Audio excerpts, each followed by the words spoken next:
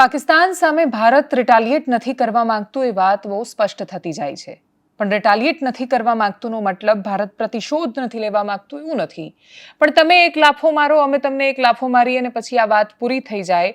ભારત ફરી એકવાર એ વાર્તાનું પુનરાવર્તન કદાચ નથી ઈચ્છી રહ્યું. શરૂઆતમાં કરીશું એની વાત. નમસ્કાર, આપની સાથે હું દેવાંશી.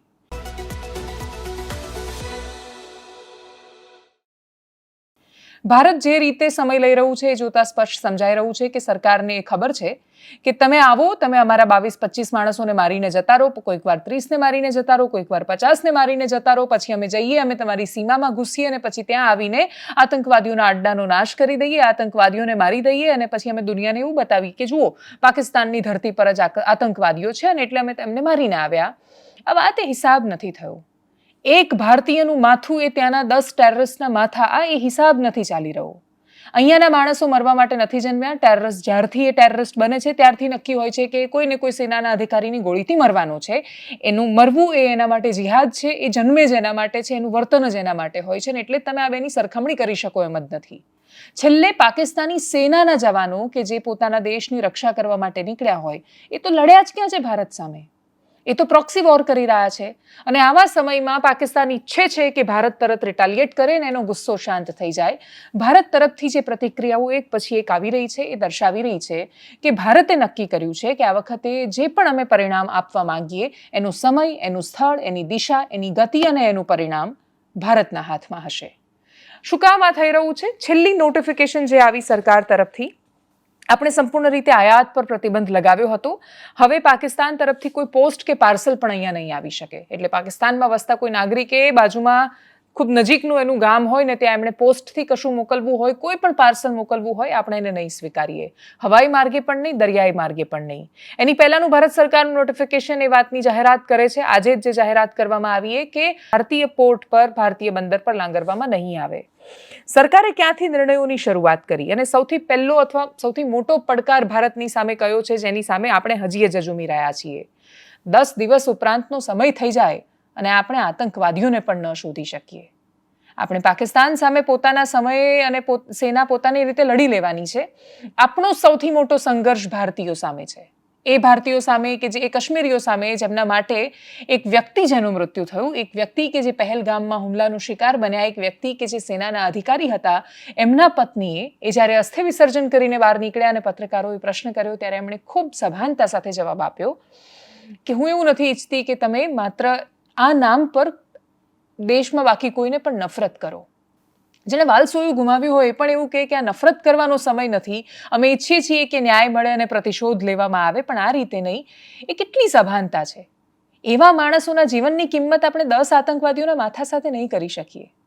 આ દેશ ખૂબ સભાનતાથી પોતાની પરિસ્થિતિને સંભાળી રહ્યો છે. દેશનો પ્રત્યેક નાગરિક ધાર્યા કરતાં લાખ ગણી વધારે મેચ્યોરિટી સાથે કહી રહ્યો છે કે તમે ઈચ્છો છો કે અમે સિવિલ વોરમાં ધકેલાઈએ પણ અમે નહીં ધકેલાઈએ.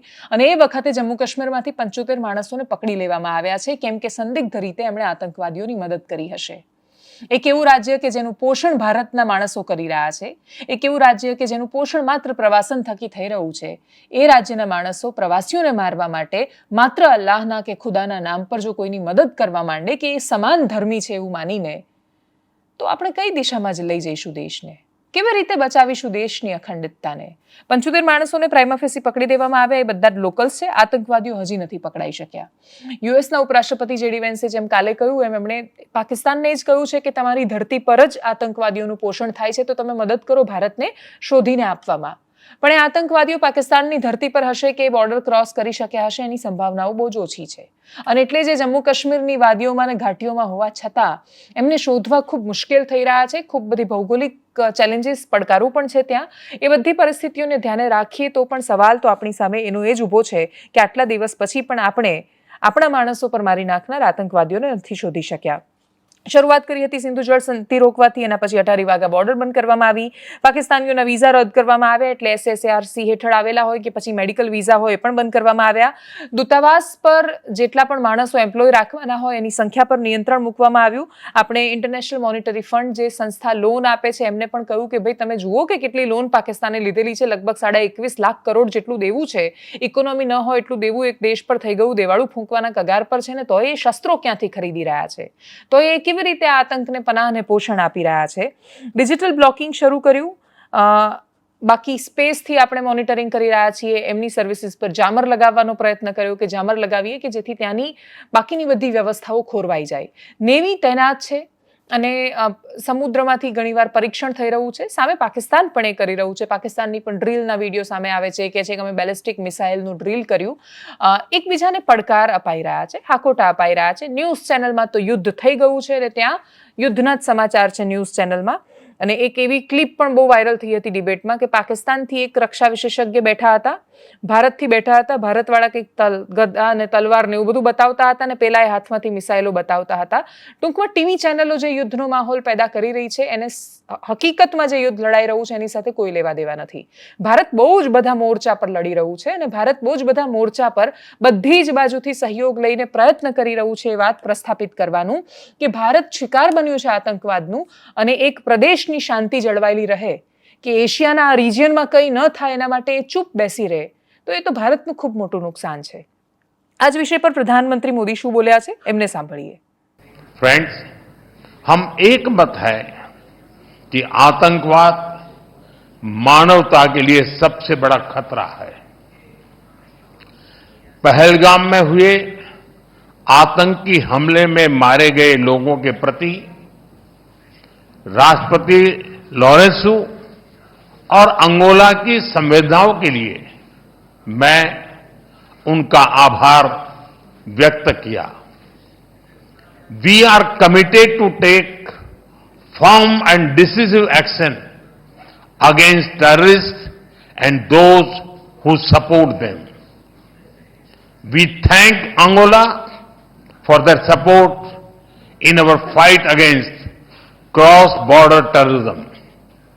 Friends, 140 करोड़ भारतीयों की ओर से मैं अंगोला को अफ्रीकन यूनियन की अध्यक्षता के लिए शुभकामनाएं देता हूं.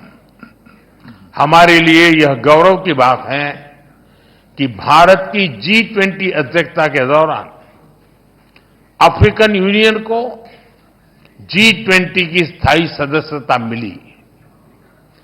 भारत और अफ्रीका के देशों ने कॉलोनियल रूल के खिलाफ एक सूर में आवाज उठाई थी, एक दूसरे को प्रेरित किया था.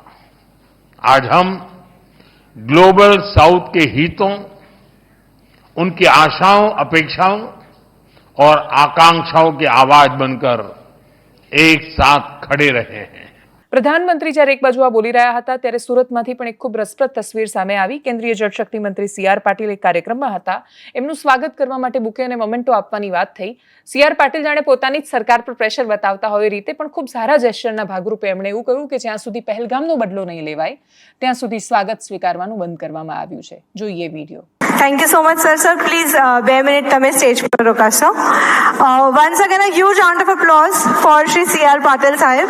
Thank you so much for spending your precious time with us. નહીં, thank you. નહીં, સ્વાગત નથી, ખાલી મોમેન્ટો છે ખાલી.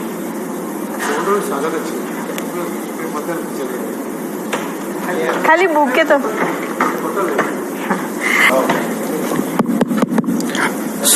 સાહેબે એવું નિર્ણય કર્યું છે કે કોઈ બુકે અને મોમેન્ટોથી એમનું સ્વાગત નહીં થાય જ્યાં સુધી પહલગામનો બદલો ના લેવાય. એટલે ખાલી આપણે ગ્રુપ ફોટો માટે અહીંયા ઊભા થયા છે.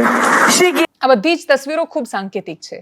આમ જોવા જઈએ તો એનું કશું જ મહત્વ નથી અને આમ જોવા જઈએ તો એમાંથી ઘણું બધું છે કે જે સમજાઈ રહ્યું છે.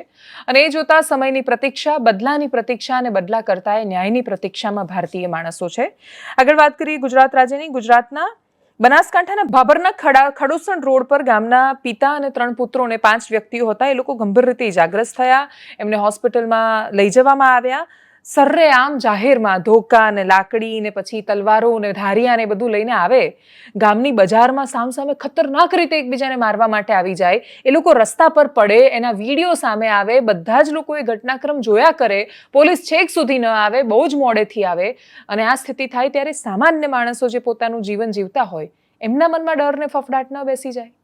એ ડર અને ફફડાટ તોડવાની જવાબદારી ત્યાંની પોલીસની હોય છે.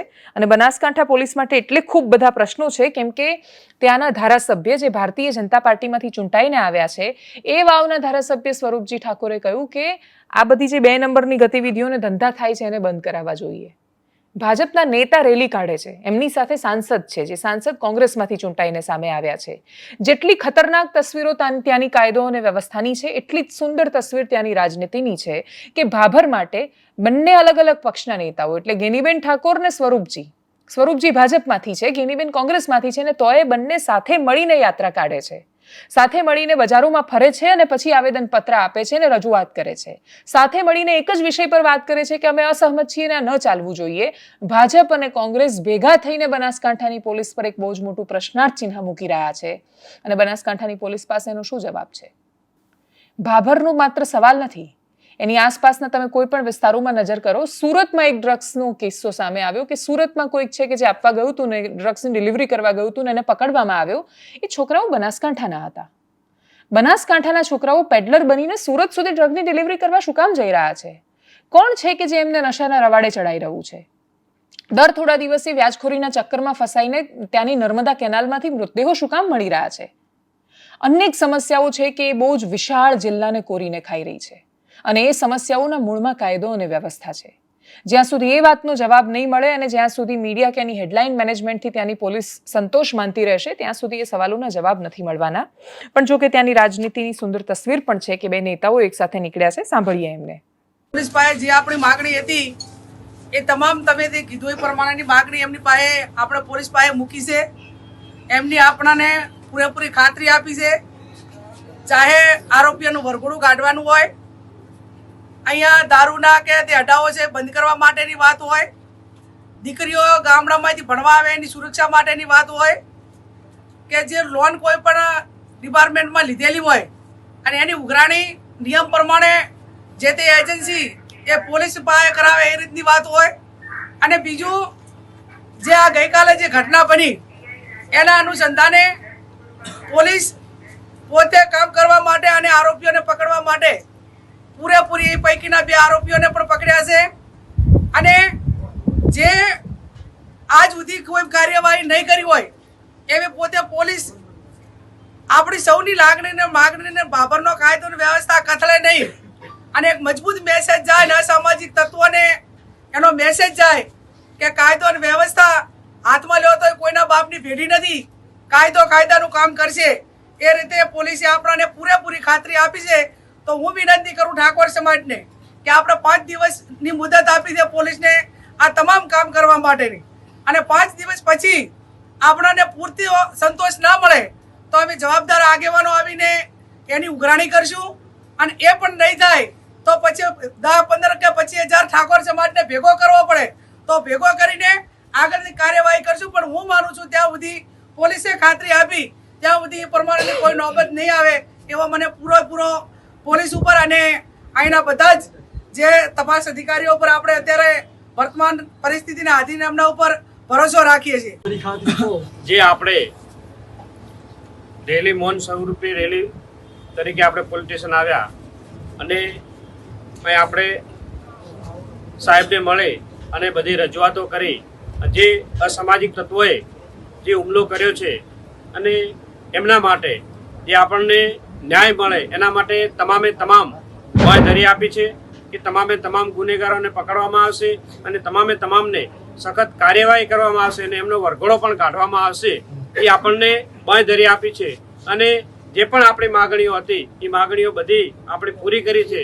એ પૂરી કરી એટલે તમને બધાને વિનંતી છે કે કંઈ પણ પ્રવૃત્તિ બીજી આપણાથી ન થાય અને આપણે શાંતિસર જે આપણને 5 દિવસ મુદત આપણે આપી છે કે અમને 5 દિવસ મુદત આપો અને 5 દિવસની અંદર જે આપણને ન્યાય અપાવવાનો છે એ ન્યાય અપાવશે. નહીં અપાવે ન્યાય તો આપણે આગળ શું કરવું એ સમાજ બધો ભેળો કરી નક્કી કરી અને કરશે. અને તંત્ર ઉપર પૂરેપૂરો વિશ્વાસ છે કે જો 2 આરોપીને તો પકડી લીધા છે અને બીજા પણ આરોપી આપણે શાંતિસર એમને કામ કરવા દેશે તંત્રને તો એ આરોપી પણ આપણને પકડી દેશે અને એ પણ પકડાઈ જવાના છે. અને આપણને જે ન્યાય જોતો એ ન્યાય મળી જશે. એટલે આપણે શાંતિસર કોઈ પણ કાંઈ પણ પ્રવૃત્તિ ખોટી કર્યા સિવાય આપણે શાંતિ રાખી અને આપણને ન્યાય મળે એ માટે આપણે સૌ શાંતિ રાખીને આપણે કામ કરીએ. અને બીજું કે તમામે તમામ જે લોકો આ ન્યાય માટે આવ્યા છે એમને આપણને તંત્રએ વિશ્વાસ આપ્યો છે કે તમને 100% ન્યાય મળશે અને અમને પણ આપણે પર ભરોસો છે તંત્ર ઉપર કે આપણને ન્યાય અપાવશે. અને છેલ્લી વાત રાજ્યના હવામાનની. આવનારા 6 દિવસ 3જી થી 8મી મે સુધી વરસાદની સંભાવનાઓ છે. હળવાથી ભારે વરસાદની અલગ અલગ વિસ્તારમાં આગાહી કરવામાં આવી છે. આખા દેશમાંથી વરસાદની તસવીરો સામે આવી. ભારતીય જનતા પાર્ટીએ ખૂબ બૂમો પાડી હતી ને પછી દિલ્હીમાં સરકારમાં આવ્યા પણ પાણી ભરાઈ ગયું ને પછી ભાજપના નેતાઓ બોટ લઈને નીકળ્યા કે ખરાબ હાલત છે અમારી ત્યાં. એટલે દિલ્હીમાં ભારે વરસાદ છે. ગુજરાત રાજ્યમાં પણ આવનારા દિવસોમાં વરસાદની સંભાવનાઓ છે. આગાહી શું કહી રહી છે સાંભળીએ. હવે આગામી દિવસોમાં ભારે આંધી વંટોળ અને ગાજવી સાથે વરસાદ થવાની શક્યતા રહેશે. લગભગ કેટલાક ભાગોમાં ઉત્તર ભારતના ભાગોમાં 80 કિલોમીટર પ્રતિ કલાકની ઝડપે પવન ફૂંકાવાની રહેશે. અમદાવાદ ગાંધીનગર ઉત્તર ગુજરાતના કેટલાક ભાગોમાં 50 થી 60 કિલોમીટરની ઝડપે પવન ફૂંકાતા ઊભા કેટલાક ઝાડનો લગભગ મૂળિયા હલી જાય તેવો પવન ફૂંકાવાની શક્યતા રહેશે.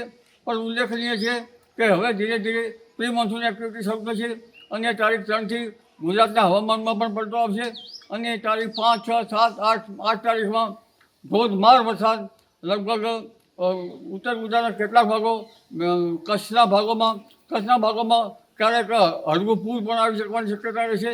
એટલે હવે વરસાદ જે છે એની ગતિવિધિ પ્રી મોન્સૂન એક્ટિવિટી શરૂ થશે. બનાસકાંઠા, મહેસાણા, પંચમહાલ, સાબરકાંઠા અને લગભગ ગુજરાતના મહદ ભાગોમાં, સૌરાષ્ટ્રના મહદ ભાગોમાં પણ કેટલાક ભાગોમાં ભારે વરસાદ પડવાની શક્યતા રહેશે. વરસાદની ગતિવિધિ સાથે સાથે કોઈ ભાગોમાં તો વરસાદ ચોમાસા જેવો જ વરસાદ પડશે પરંતુ આંધી વંટોળ સાથે પ્રી મોન્સૂન એક્ટિવિટી શરૂ થવાની શક્યતા રહેશે. અને લગભગ તારીખ 11 થી 20 મેમાં પણ ભારે આંધી વંટોળ સાથે કેટલાક ભાગમાં વરસાદ કે છાંટા પડવાની શક્યતા રહેશે. એનાલિસિસમાં અત્યારે બસ આટલું જ. જો આપ અમને યુટ્યુબ પર જોઈ રહ્યા છો તો સબસ્ક્રાઇબ કરો, ફેસબુક પર જોઈ રહ્યા છો તો ફોલો કરો, અમારા વિડીયોને શેર કરો અને સૌથી મહત્વની વાત, દેશ નાગરિકોથી મહાન બને છે. આપણે રસ્તા પર કચરો ન ફેંકીને પણ મહાનતામાં યોગદાન આપી શકીએ છીએ. નમસ્કાર.